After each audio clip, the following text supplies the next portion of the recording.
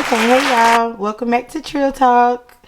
It's me, Trill, and for episode 7, we have a special guest, Glenn Eric Buck Jones. Some people know him as Buck, some people know him as Big Buck. I don't know what they know you as. What tell the people who you is. All 3 names: Glenn, Buck, everything. He said you call me anything. Okay, so we're gonna call you Buck. Well, Glenn. Whichever one you want to call me, it's cool. Okay. But this is my uncle, guys. My uncle, he is basically like living his life again. His life was taken from him. Wait. Okay, Uncle, get him a little background story of you. Like let's hear about where we at. Oh, okay. Well, yeah. Like you said, reintegrated back into society. Was kidnapped for 22 and a half years. You know, for a crime I didn't commit, for honoring the street code. Yeah. Something that's a myth and a joke. I don't not being a rat or a snitch, but people you how can I say, you give up your life for, in the end they're never worth it. Yeah, that's a thing now. You can't be a rat. You can't snitch. You can't talk. But in the same sense, you losing your life at the same time. So tell the people how many years did you do behind bars? 22 and a half. 22 and a half years. Okay. So my uncle just got paroled out, and did you want to let them know a little how it was inside of there? Like it was hell on earth. It was definitely hell on earth. It was my first time. Oh yeah, you were a first offender. Yeah. First offender and my last. Yeah. But it's cold in there. It can turn you cold. It can make you or break you. Yeah. It's gonna really reveal who you are, mentally, physically, spiritually, emotionally. It's gonna reveal who you are at the end of it. So and you know, just the first year, 2 years, reality didn't set in yet. It don't set in? Yeah, nah. But after the 3rd year, that's when reality sets in, when you get denied these different appeals and all that. And you sitting in there. And then all you got is hope. And pray. And pray. Yeah, prayer. First and foremost, prayer. You know what I mean?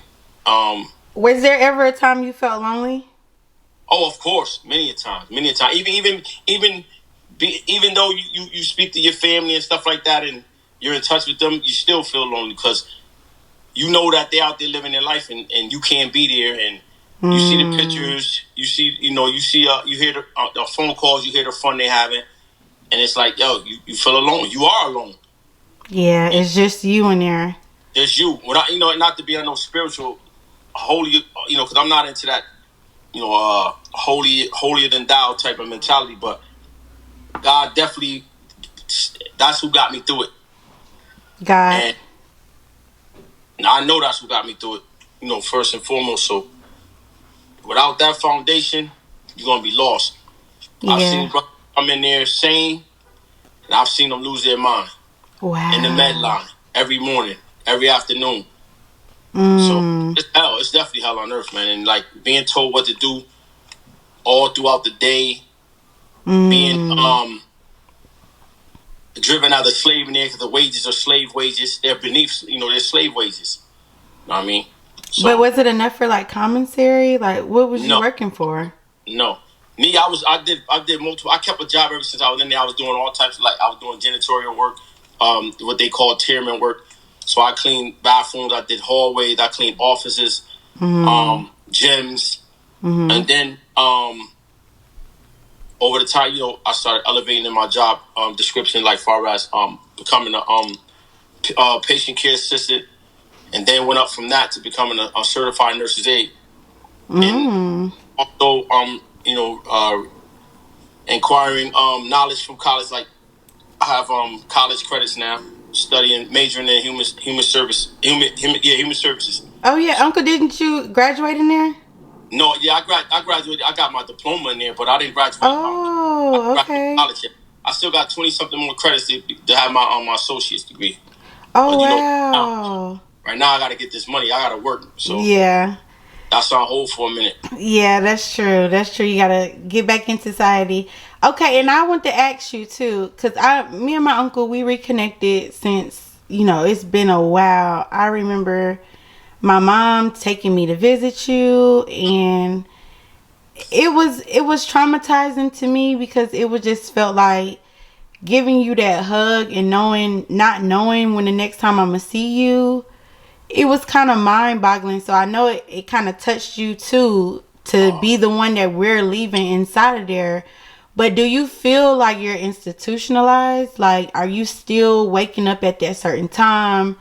Are you still taking showers at the same time? Like, how is it from being inside of there to out here now? Like, do you find yourself still feeling institutionalized?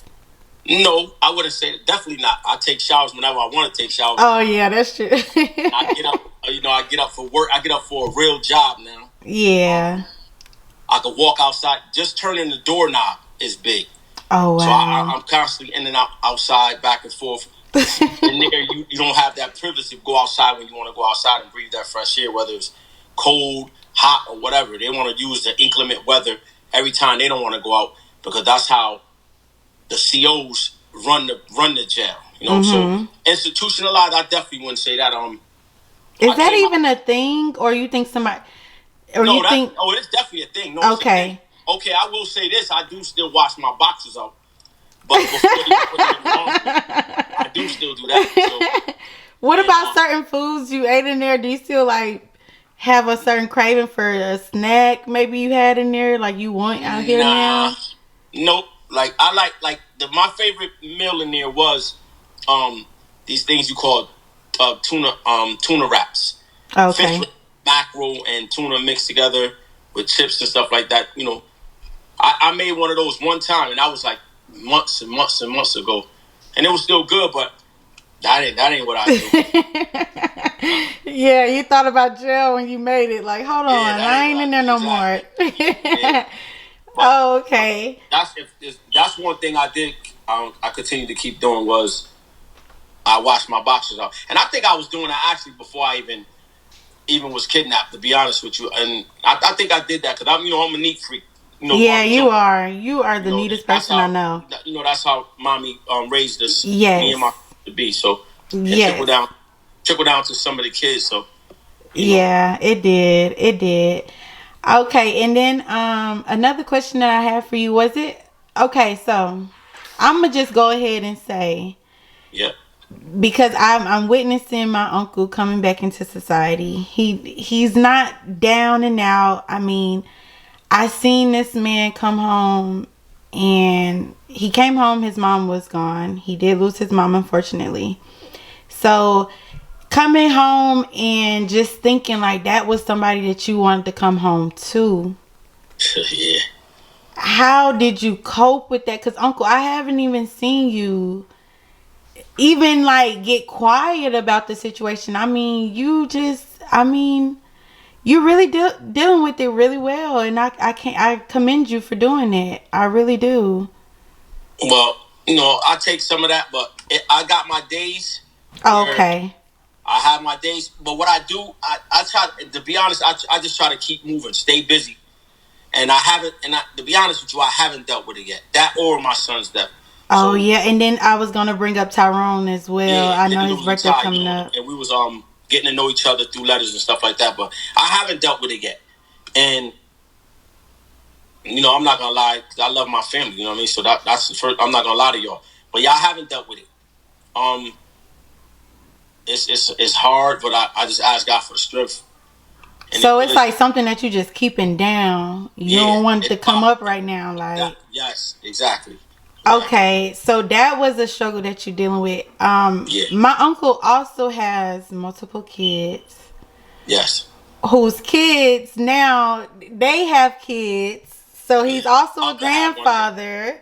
A great grandfather. You're a great grandfather, but how? Okay, so for the ones who've been to jail, maybe don't know their their kids, maybe, you know, tell the people how it is trying to reconnect and build back that respect for you that they need to have. You know what I'm saying? I know it's been a struggle for you because I've Yeah. seen it, but just let people know like how it is for you, and like coming out.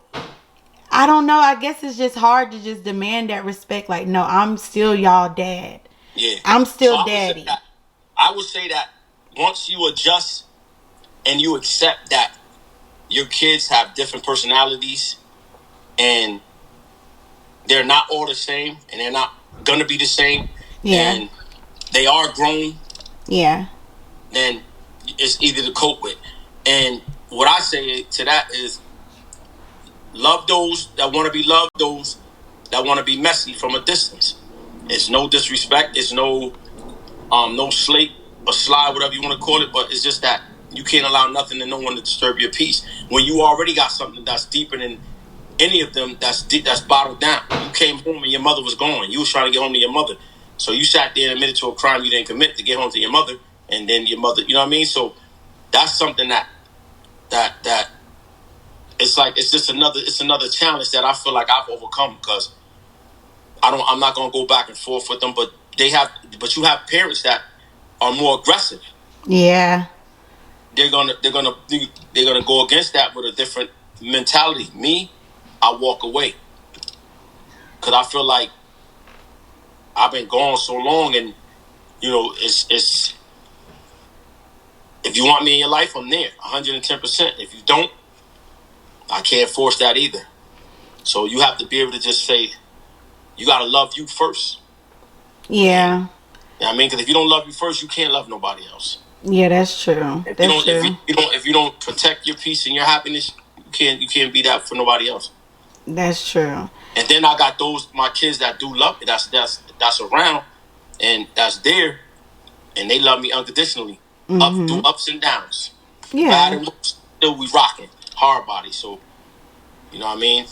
Then you got that is what comes with multiple kids from different women. And I was young. And how many kids do you have, Uncle? I don't even know the final number. How many is it? Nine. It's 9 of them. Okay. Yeah. Okay, and we ain't even gonna count the grandkids. We just gonna leave the grandkids out, cause. Yeah, I was claiming 10, but it's one that kind of betrayed the family and started claiming this rat bastard as her father. So I got 9 biological kids. Oh, okay. Yeah, so how was that? Okay, so did you keep in touch with all 9 while you was in there, or how did that go? How did that go? Yeah, off and on. Yeah, I was in touch with them. Off and on. And did you feel like a connection? I mean, oh yeah, it's hard to say like you gave them the love that they needed. Mm-hmm. When you limited to giving out your love because you are behind bars. You feel what I'm saying? So like me. Yeah. When I was there, for those that was there before they kidnapped me, I took care of each and every one of them. Yeah. You had money, yeah. You financially they were straight. Including my niece. Yes, I was straight too. Everybody, my sister, my mommy, everybody. You understand? So that was the only thing that I felt that I couldn't do. I couldn't be there financially for my kids, but the letters and stuff like that, I continued those. The gifts that I was able to send from there, I continued that. So I would say that, like, if you're able to do that, continue to do that. Like, it used to be guys in there that their kids' mothers wouldn't let them be in touch with their kids. So I would tell them, my advice to you, brother, like this OG told me, write the letters, copy them, and send them the original. Yeah. And you keep the copies. I said, just let them know, like, once you get out, you've been reaching out to them. You've been reaching out for them. It's the mother, but at the end of the day, once a kid becomes grown, then they're going to make their own decisions. But if they're poisoned by their mother or by their father, because, you got women in jail going through the same thing. Yeah. Then different thing. It's a struggle, but you have to be able to be ready and prepared for rejection or exception. So. Oh, that's a good one. I have prepared myself for that. Oh, that's a good one. That is a good one. And so another thing I want to point out to you, you were the man with the money. You was the man out there. You was getting, you was, okay, so how is that? Like, are you struggling?